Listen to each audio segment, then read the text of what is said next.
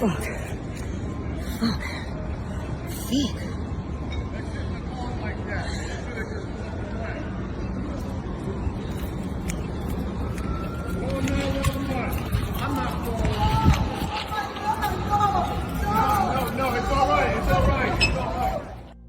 Philadelphia, the so-called city of brotherly love. But lately, the only love you'll get is a sidewalk full of people loving to mind their business. Out here, you don't carry a gun to be a thug. You carry it because this city feels like an open-air war zone. Addicts on corners, stick-up kids lurking, angry men itching for a fight. The city worries about licenses. The people worry about staying alive. And that's where Lauren Jardine, 33 years old, walked straight into the nightmare. She saw a man beating his girlfriend in broad daylight while grown men walked by like they were blind, deaf, and stupid. Nobody flinched. Nobody stepped in. But Lauren, she wasn't built like that. She pulled her courage, and yes, she pulled her gun. She tried to break it up. She tried to protect someone who couldn't protect herself. But here's the cruel truth. When you stand up in a city that's already laid down, you stand alone. And that's why people keep walking. That's why people don't intervene. Because courage here doesn't get you applause. It gets you killed.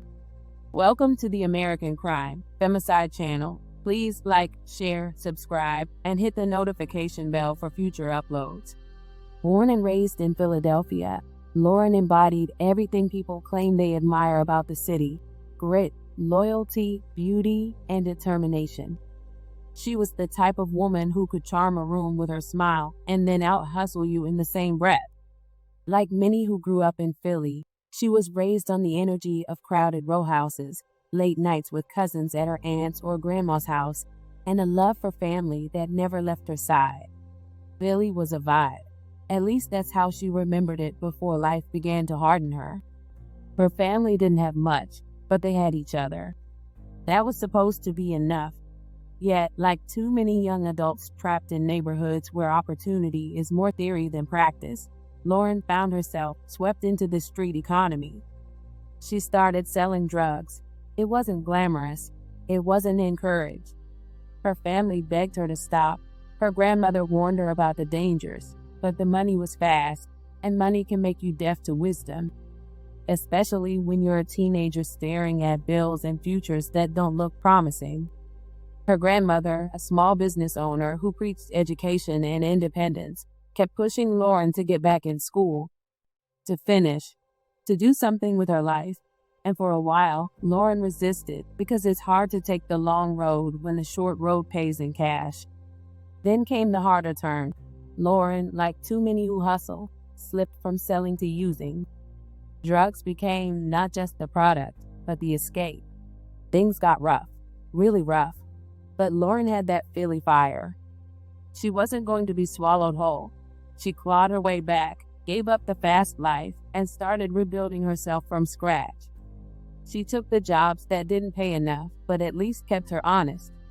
She went back for her GED. She earned certifications to drive forklifts, repair HVACs, and even operate industrial equipment. She wanted to honor her grandmother, who had passed away, her rock, her motivator, her voice in the back of her head saying, "Get up, girl, and keep going." And for once, things were actually starting to look up. By 2024, Lauren was working at Riverwalk Giant Grocery Store and had finally earned her GED. It wasn't just a piece of paper. It was a war medal, proof that she had beaten incarceration, addiction, and even survived being shot before. At a city event, she spoke publicly about her journey. She admitted that she dropped out of high school as a sophomore when she realized she could make enough money on the street. She admitted she had tried to re-enroll for her GED 5 times but kept getting derailed, jail, addiction, gun violence. Yet here she was, alive, determined, and ready to transform. While past obstacles and experiences may have hindered me in ways, they didn't cripple me, Lauren said at the time. I'm still fighting for the things I want and deserve. She wasn't just talking, she was doing. Beyond Literacy, Philadelphia's largest literacy nonprofit, gave her a laptop and a hotspot so she could take classes before clocking in for her full-time job. She posted proudly on Instagram about her HVAC training, showing off the skills she had fought tooth and nail to acquire. Yes. Over there in the corner. It's the first pile. Why? What's wrong? No, you just hearing some stuff. Is it? Oh, I need to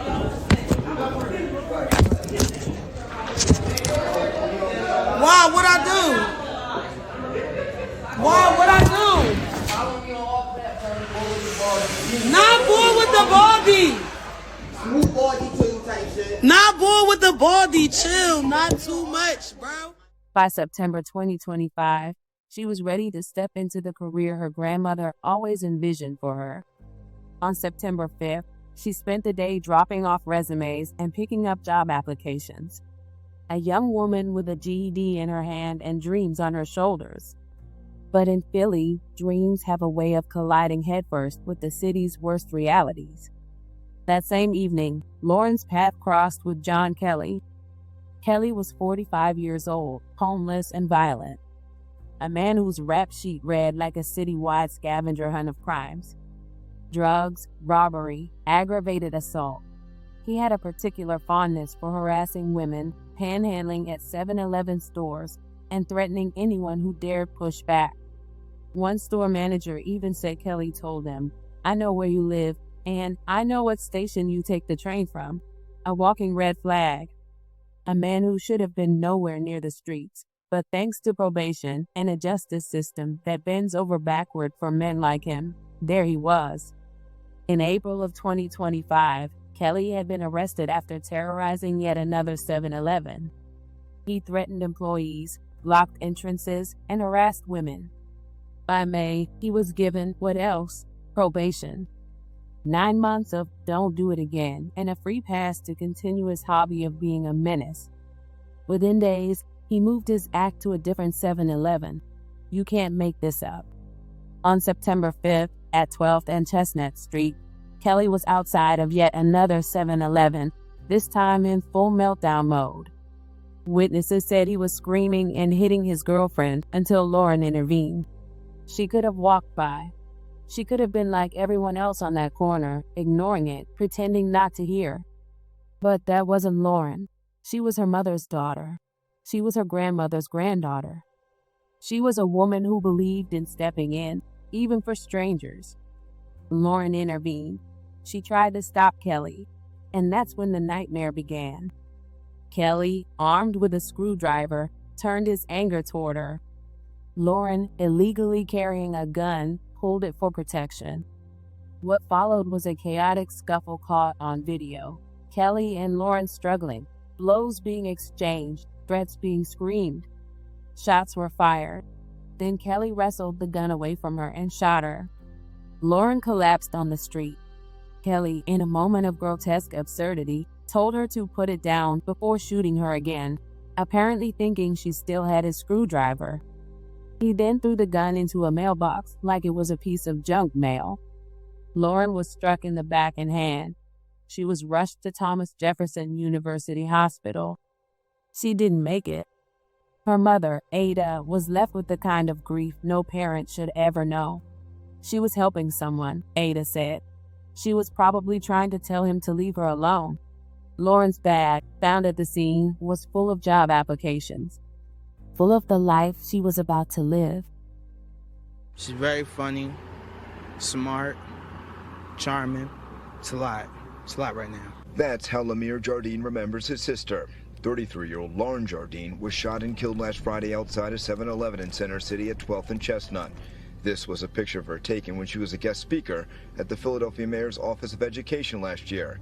But these are surveillance pictures of the incident Friday, where investigators believe Jardine intervened when she saw a man and a woman she didn't know in a confrontation. The decedent, for whatever reason, inserts herself into that argument that did not initially involve her. She always was a stand-up type of person.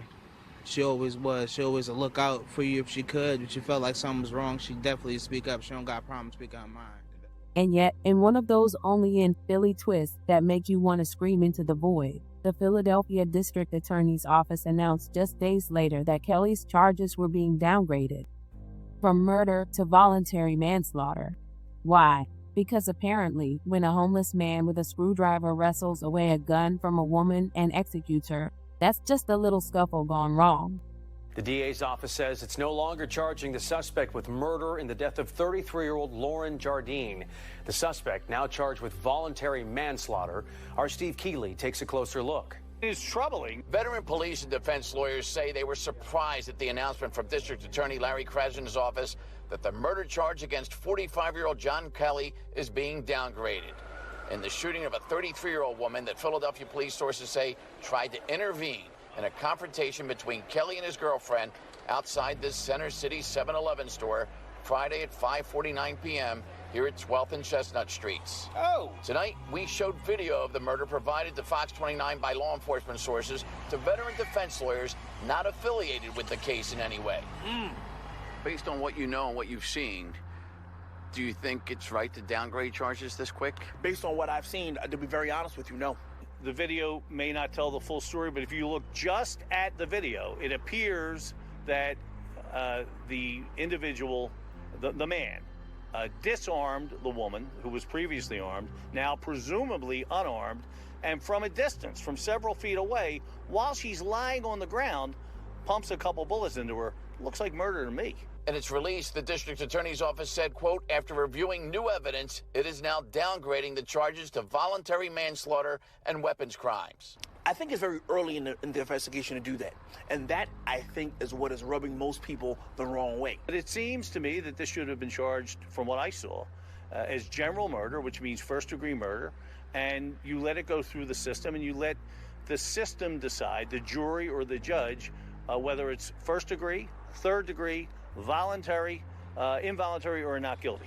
Shaka Johnson says he has learned from sources that new video shows the victim was armed with something sharp. Someone very close to this investigation told me not even an hour ago that there is a new video, perhaps a new angle from someone else, maybe a passerby or a citizen, that tends to show that she was armed. But again, even if we take them on face value, she's armed with the pair of scissors and not, well, whatever it may have been, it wasn't a firearm, and there was distance between the parties, a considerable amount of distance between the parties. He now has the firearm, she doesn't. Shot, super pause, shot again. I got a little bit of an issue with that. You charge a guy not a week ago with murder, and then just a few days later, you downgrade that to voluntary manslaughter. That's a hard pill for the community to swallow. The DA's office said that because both Lauren and Kelly were armed, her with the gun, him with the screwdriver, and because witnesses said they both threatened to kill each other, this wasn't murder. It was, in their words, manslaughter, as if Lauren willingly signed up for this duel, as if she wasn't trying to stop him from brutalizing another woman, as if she wasn't the one shot dead in the street while Kelly tossed her weapon in a mailbox like a child discarding candy wrappers. This is the part that enrages you, that twists your stomach, that makes you wonder what justice even means anymore. Lauren did everything people said she was supposed to do. She got out of the game. She fought her addictions. She worked a real job. She went back to school. She earned her GED. She trained for a career. She honored her grandmother's wishes. She was literally out applying for jobs when she died. And yet, when she stepped in to stop a man from beating his girlfriend, she was killed, and the system shrugged. Downgraded charges, probation for serial offenders, a revolving door of leniency that spits men like John Kelly back into communities until they kill someone. Lauren should have been repairing HVAC systems today, not lying in a casket. She should have been cashing her first big paycheck, not becoming the latest victim of Philadelphia's deadly cocktail of poverty, violence, and political cowardice. Her family will never see the woman she was becoming. Her mother will never hear her daughters laugh again.